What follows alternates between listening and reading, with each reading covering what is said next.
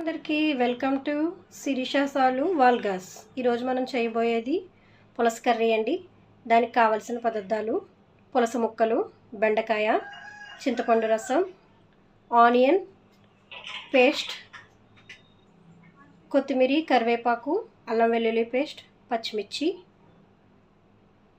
కారం, ఉప్పు. ఇప్పుడు ప్రాసెస్ చేద్దామండి. ఆయిల్ వేసిన తర్వాత ఆనియన్ పేస్ట్ వేసుకోవాలి.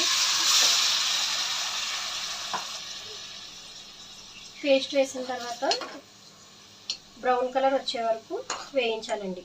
ఇప్పుడు మనం ఇందులో కరివేపాకు, అల్లం వెల్లుల్లి పేస్ట్, పచ్చిమిర్చి 3 వేసుకుందామండి. సాల్ట్ కూడా వేసుకుందామండి. ఆనియన్ వేగం మగ్గుతుంది.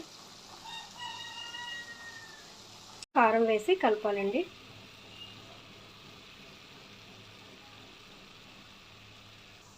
ఇప్పుడు మనం ఇందులో వాటర్ యాడ్ చేసుకోవాలండి.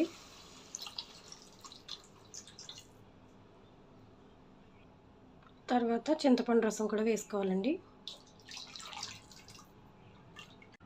కొంచెం మరిగిన తర్వాత పులుసు ముక్కలు వేసుకుందాం.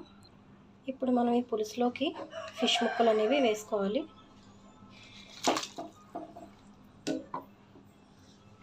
ఇప్పుడు ఫిష్ అంతేనండి, కర్రీ అనేది రెడీ అయిపోయింది. ఇప్పుడు లాస్ట్గా కొత్తిమీర వేసుకొని అంతే అండి, మన పులుసు రెడీ.